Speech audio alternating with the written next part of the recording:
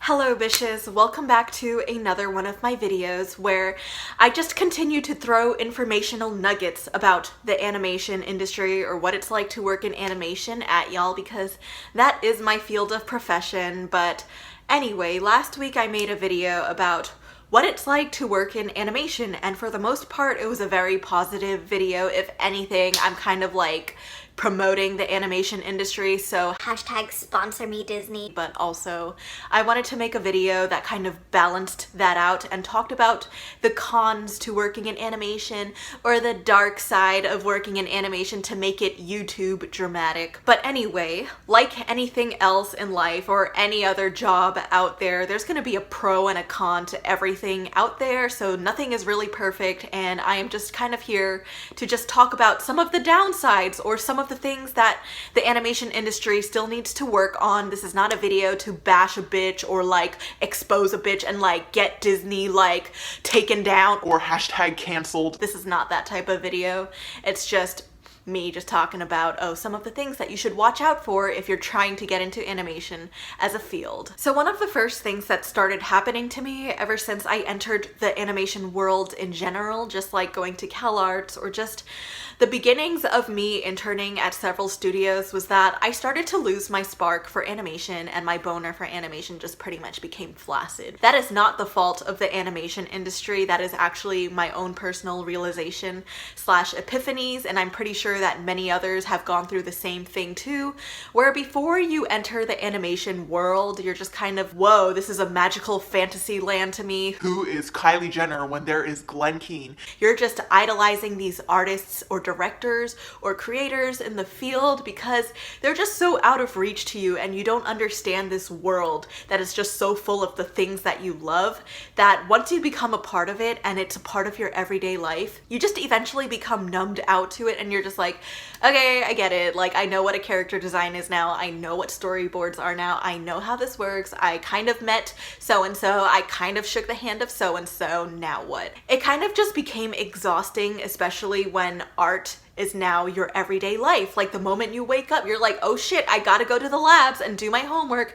Oh shit, I gotta turn in this project by like this date, and your life is just completely animation. And of course, once you have too much of anything, you kind of get bored of it, but it's kind of also your responsibility to not let it bore you out, because you know, it's kind of a whole mindset thing that you kind of have to take care of. You kind of just realize that everything that you once saw with rose-tinted glasses is just normal. Like, okay, this is just what people do. It's not as big of a deal as you once thought it was. And it's not really a bad thing either, because in a way it kind of just normalizes things and makes it more relatable. And the people that you once thought were these famous celebrities are actually just people who are just normal like you and just living their lives similar to you. So yeah, although it's not necessarily a bad thing, I would just say that the only part that is an initial shock is when you first just realize that, hey, I might not want to do this anymore. Hey, I might not like doing this anymore. And you might think about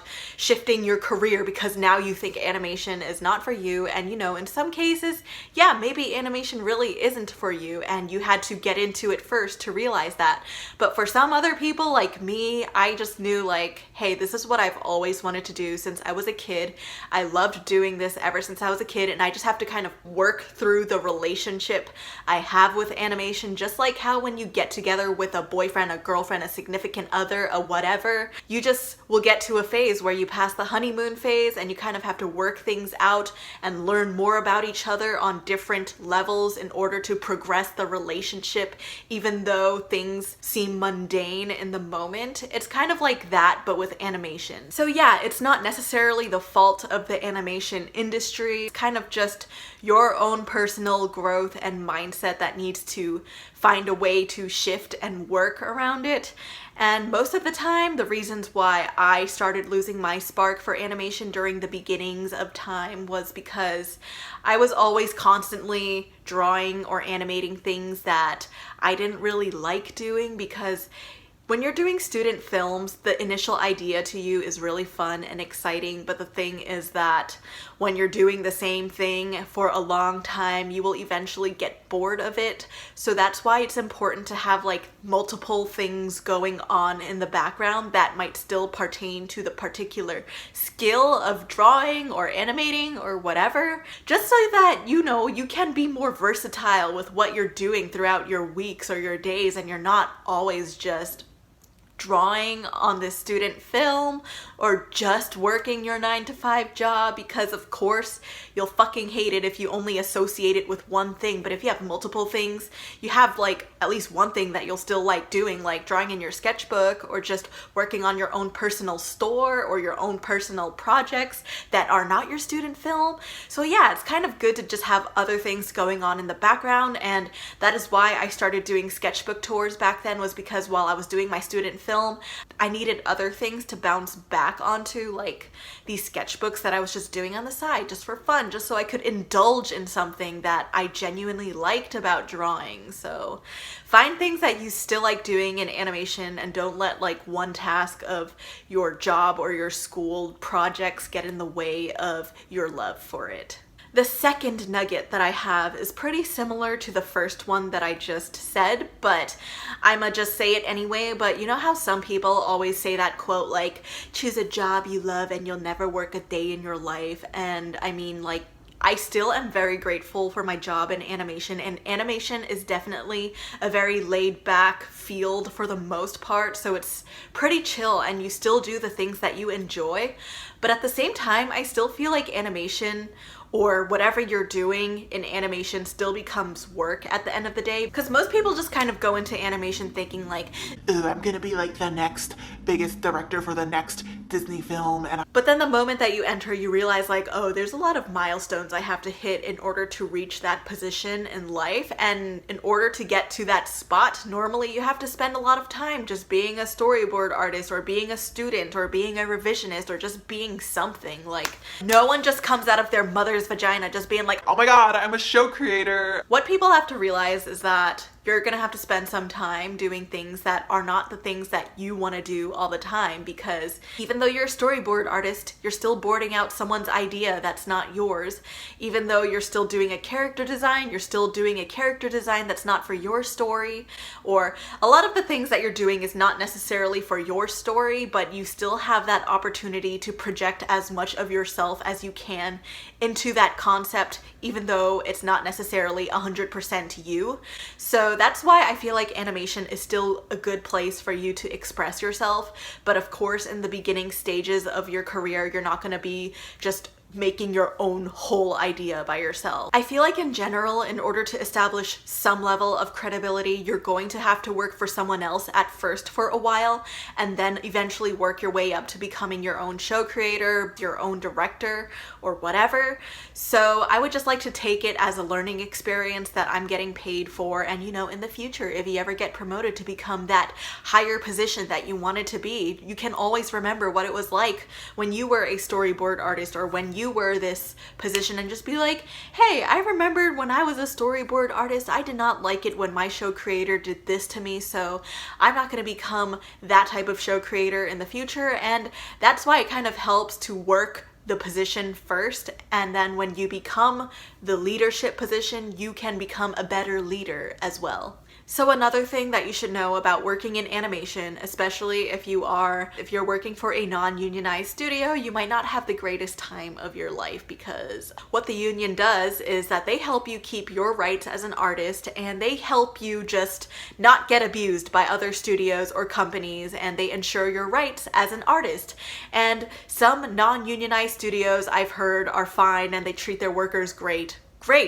But there are also non-unionized studios that treat their workers like absolute shit. Normally the non-unionized animation studios are the ones that you've never really heard of, or they're kind of the ones that the bigger studios outsource to, and they're just the ones that are kind of more like low key. I personally dealt with a non-unionized studio over a summer of just freelancing and working for them, and it wasn't the greatest time of my life. It wasn't good, but it wasn't like horrendous either. Like, yeah, they paid me and yeah, I was supported financially, but at the same time, there were just things about working there that I just really didn't like because they were so disorganized. I didn't hear about my start date until the week of, and once I started working, I basically was given a lot of work to do within a very little amount of time. And yeah, they paid me overtime, but at the same time, it's just, you're really overworking yourself over this project that they clearly did not plan that much time for. And in fact, it's their fault for not doing that planning ahead of time.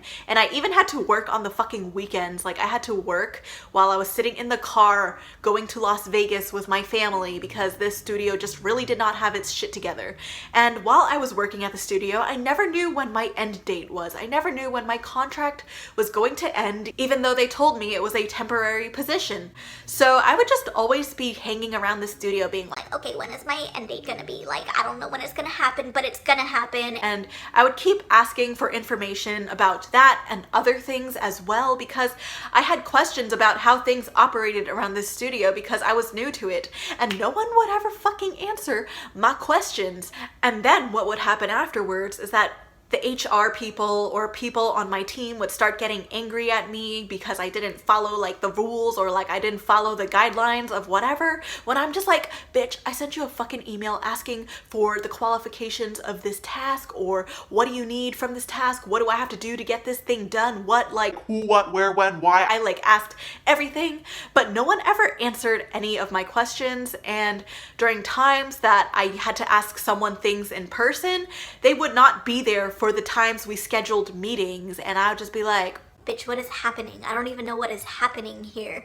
But you know, at the end of the day, I got my internship at Disney, which is a unionized studio, so a bitch left that studio for the Unionized Studio. That was just personally my bad experience, and I know that other studios that are not unionized might have a better experience than what I had, but yeah, it's just something that you might want to look out for when you're looking for a job in animation, and just be aware of it. Like, no one at the end of the day was that horrible to me that they were gonna like threaten to kill my family and like take all my money. Like, I've never dealt with a studio that was evil. It was just more like they just really didn't have their shit together and they didn't care about what would happen to you due to the fact that they didn't have their shit together. Here are some links to some animation union related stuff. I'm not gonna get too much into the union things because I personally am still very new to it as well, so I am learning as I am going. So another negative nugget to working in animation is basically,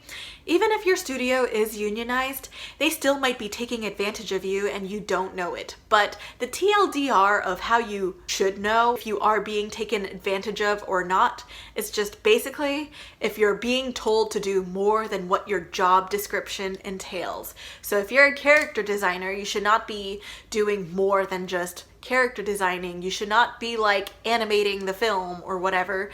And if you're a storyboard revisionist, you should not be like boarding out whole sequences, or you should not be putting animatics together or just doing things that your job description doesn't say, because that's how studios kind of get cheap work, if anything. That's how they're sneaky little bitches sometimes, is that they'll hire you as a very low position so that they don't have to pay you as much, but they know that you are skilled and they will still make you do more than what you are told to do. You end up just doing it anyway because you don't want to lose your job, or you want to prove to people that you can, you know, do your job right, or you want to eventually get promoted. And for the most part, if you are going to be promoted, they might be trying to test you to see if you are fit for the position. But if they're making you do things like long term, like making you do shit you're not supposed to be doing under your job description, then that might be a bit of an issue, because then they're just literally gonna be treating you as cheap work. For example, during my time as a storyboard revisionist, I was also listed as a storyboard apprentice. So my position was storyboard apprentice / revisionist, which basically meant that, you know, I am helping doing the revisions to the storyboards, but I am also prone to boarding out sequences or boards because, they might eventually promote me to become a storyboard artist. And what do you know, like 2 months or 3 months into my job as a revisionist, I actually did end up getting promoted to become a storyboard artist. And I noticed that towards the end of my time as a revisionist was when they started making me actually board out shots or sequences by myself. And right after that, I became promoted to become a storyboard artist because they were probably trying to see, like, okay, I think Michelle has the capability to become a board artist. Let's give her some sequences or shots to see if she is actually able to become a board artist. And I feel like the way this all worked out was basically because my job title was Storyboard Apprentice / revisionist, and in order for me to have done boards as a revisionist was due to the fact that the word apprentice was in my title, because that means I am training to become a storyboard artist, and I would be doing things to train to become a storyboard artist.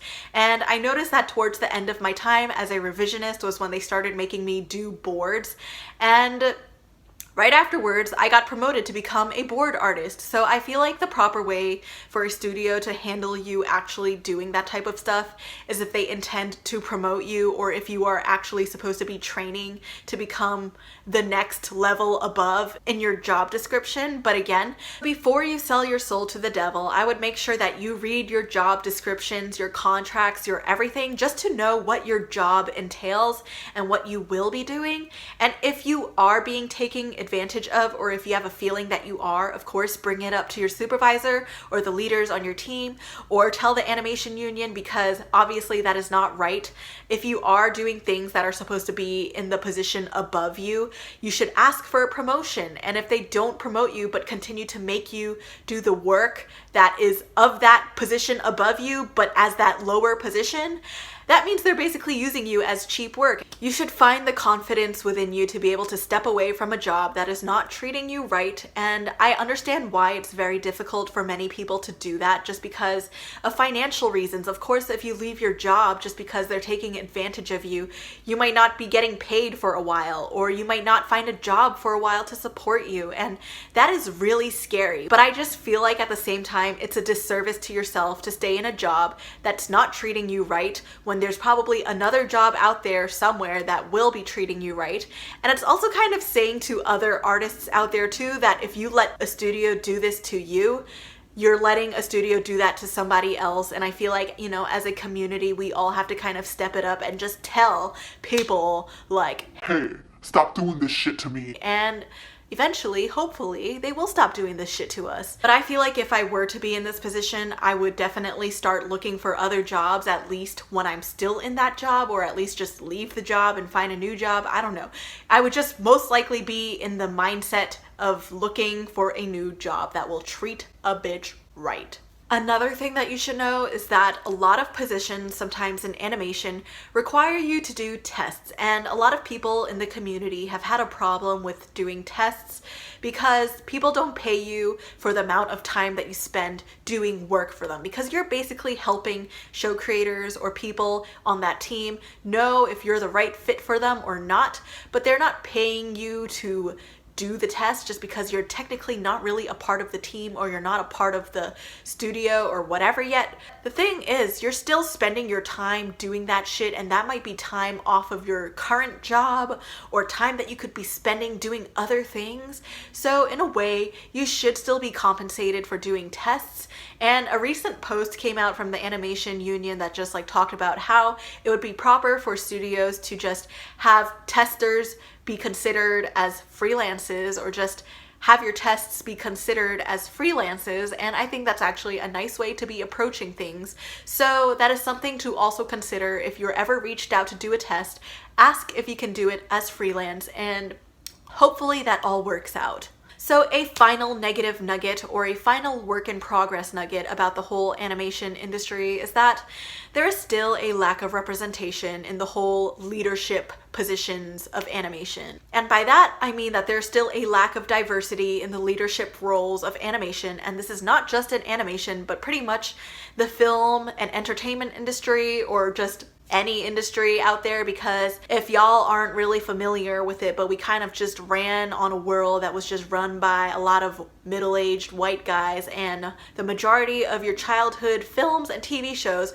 were most likely created by just white guys. And not that like there's anything wrong with being a white guy. You can't help what you were born as. Like, you can't go back in time and be like, hey, can you make me not a white guy? Like, so the problem just mostly is that for a long time, white Caucasian men have been in the leadership roles throughout history and time, and you know, there's been a lack of awareness for people of color or people of different ethnical, sexual, whatever type of background, and we don't have a platform to share our stories, and you know, the world is only gonna continue to get more colorful. So bitches better fucking get used to it. But for as long as white Caucasian men are in leadership positions telling stories, it's always going to be through the lens of the white Caucasian men, even though they might be telling a story about a girl from China, but it's gonna be about from a white guy's perspective of a girl from China, unless if the girl from China is telling the story herself. Basically, we just need to encourage more people of different backgrounds, women of different backgrounds, people of whatever color to, you know, feel encouraged to come and tell their stories and not be afraid to take big leadership roles. And it's something I myself dealt with a lot, because I never noticed how much I would filter myself whenever I talk about my dreams, and that is why I'm trying to be less apologetic about it now. It's like things like saying like, ooh, I want to be a director, I want to be a show creator. In the past, I would have been like, so I know I just graduated from college, and I know it's a long way from now, and I know I'm not like ready to be one yet, but like it's something that I would like to be like someday in the future, maybe when I'm like 65. I would like to be a director. When really, no, you should just say, I want to be a director. That's it. Like, that's what you want to be. That's all there is to it. But I feel like the reason why I filtered myself a lot was just because we women, or people that just generally feel the same way as I do, just don't have the confidence to really feel like you can.